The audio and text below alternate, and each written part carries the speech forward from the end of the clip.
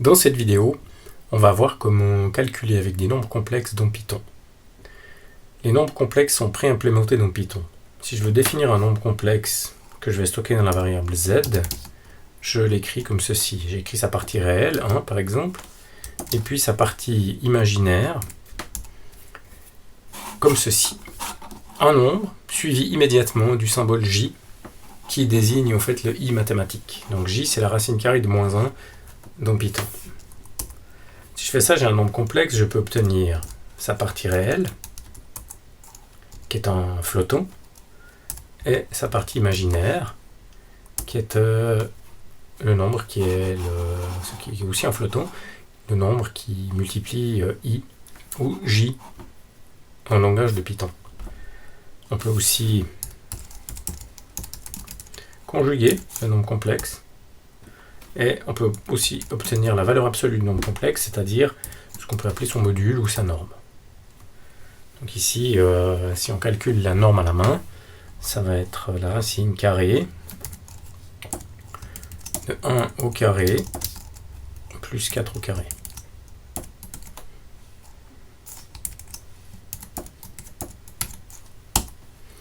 Donc c'est le même nombre. Donc on dispose dans Python de ces différentes fonctions qui sont prédéfinies. Si je définis un autre nombre complexe,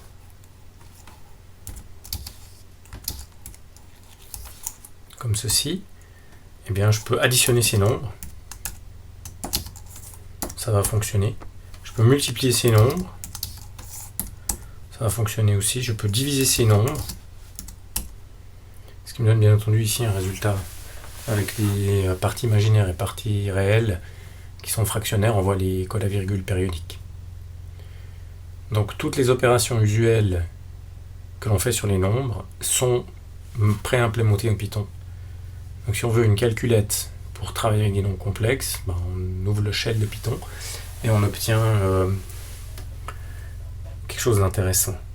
Donc si je prends un exemple un petit peu plus compliqué, je peux multiplier par lui-même.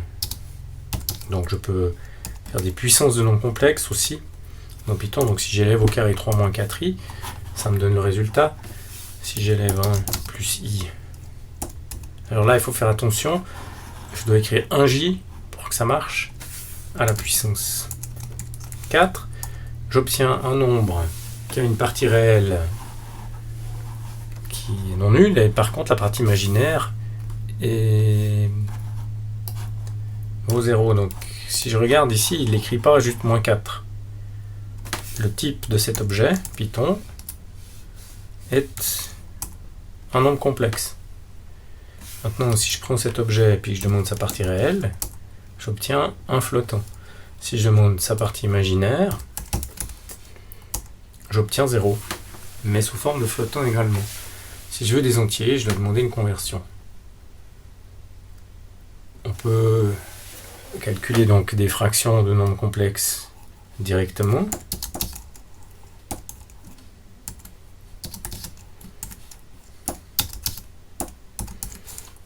Ça nous donne le bon résultat.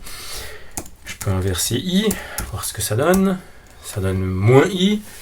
I fois moins i, ça donne moins i carré. Moins 1, ça fait bien 1, donc c'est bien l'inverse de i. Je peux même travailler avec les opérations du langage habituel, c'est-à-dire faire une petite boucle. Je veux les puissances de i, par exemple, de 0 à 40, pour me rendre compte de ce que ça donne. Et je peux demander d'afficher les puissances de i. Et là, il y a un petit twist de notation. I désigne l'indice de la boucle. En général, en maths, c'est la racine carrée de moins 1. Et là, on a la racine carrée de moins 1 qui est 1j, puissance i, donc on prend les 41 premières puissances de i en partant de 0. Et ça nous donne quelque chose qu'on peut analyser. On voit que c'est cyclique, et si on arrive à lire un petit peu entre les lignes de la notation, on va voir un motif simple se dégager de ce calcul. On peut bien entendu faire des calculs avec les complexes, les conjugués complexes. Par exemple, si je fais ça,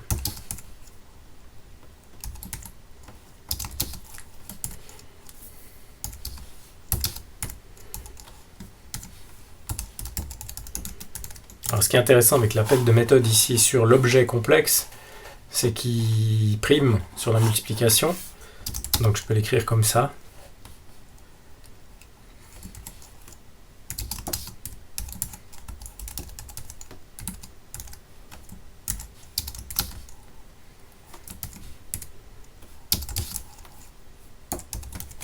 La notation n'est pas très légère, mais ça marche. Donc je peux faire toutes sortes de calculs avec Python, par exemple vérifier les calculs que je dois faire par écrit, ou bien intégrer les nombres complexes à un programme Python, par exemple un programme qui résout l'équation du deuxième degré dans le cas général, même lorsque les solutions sont complexes.